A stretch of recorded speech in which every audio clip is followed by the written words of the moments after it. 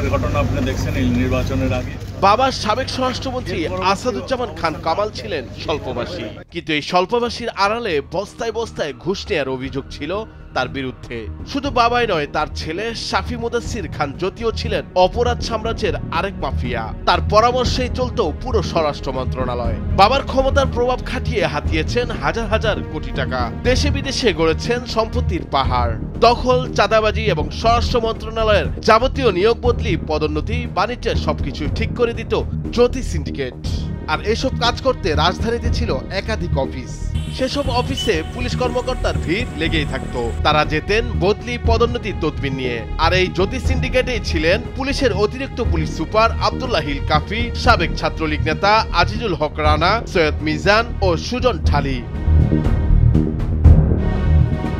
গেল শুক্রবার রাতে সাবেক স্বরাষ্ট্রমন্ত্রী আসাদুজ্জামান খান কামালের ছেলে জ্যোতিকে গ্রেপ্তারের পর 4 দিনের রিমান্ডে নিয়েছে পুলিশ। জানা গেছে, ক্ষমতায় থাকাকালে স্বরাষ্ট্রমন্ত্রী ও তার পরিবারের সদস্যদের দুর্নীতি মুখে মুখে থাকলেও কেউ টু শব্দ করার সাহস পাননি। তবে জ্যোতিকে গ্রেপ্তারের পর মুখ খুলতে শুরু করেছেন ভুক্তভোগীরা। দুর্নীতির প্রাতিষ্ঠানিক রূপ দিতে শাফি মুদাসসিরকে মেসার্স তিতাস বাণিজ্যিক প্রতিষ্ঠান নামে একটি কোম্পানির ব্যবস্থাপনা পরিচালক বানিয়ে রাখেন তার বাবা আসাদুজ্জামান খান কামাল। এই প্রতিষ্ঠানের নামেই চলত বিভিন্ন অনিয়ম ও দুর্নীতি। টেকনাফের মিঠাপানি ছড়ার 1 নম্বর প্লটে 5.5064 একর জমি কেনা হয়। তাছাড়া লেঙ্গুরবিল মৌজায় একই কোম্পানির নামে কেনা জমির মূল্য প্রায় 5.5 কোটি টাকা।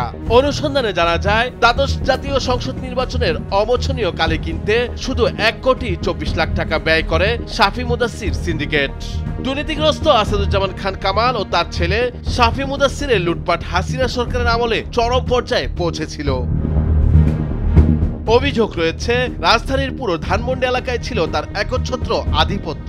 ধানমন্ডিতে রেস্টুরেন্ট দেওয়ার জন্য শাফি মুদাসসিরকে দিতে হতো 1 থেকে 2 কোটি টাকা। টাকা দিলে কোনো রকম যাচাই বাছাই ছাড়াই মিলত লাইসেন্স। আর লাইসেন্স করতে বাবার প্রভাব খাটাতেন জ্যোতি। শুধু রাজধানীর কারণ বাজার ও মোয়াখালী বাস টার্মিনাল থেকেই প্রতিদিন 1.5 কোটি টাকা চাঁদা উঠত। আর এর বড় অংশ চলে যেত জ্যোতির পকেটে।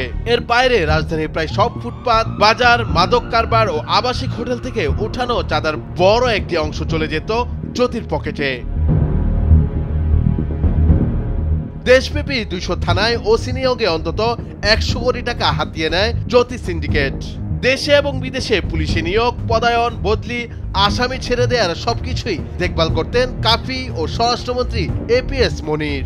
আইন শৃঙ্খলা রক্ষাকারী বাহিনী সব টেন্ডারে মোটা অঙ্কের ভাগ পেতেন সাবেক স্বরাষ্ট্রমন্ত্রী কামাল। স্বাধীনতা যুদ্ধের ইতিহাস তারা ধারণ করে রেখেছে, সেই আর্কাইভগুলো জ্বালিয়ে পুড়িয়ে দিয়েছে। নুরুল আফসার, নিউজ ডেস্ক, ভোরের কাগজ।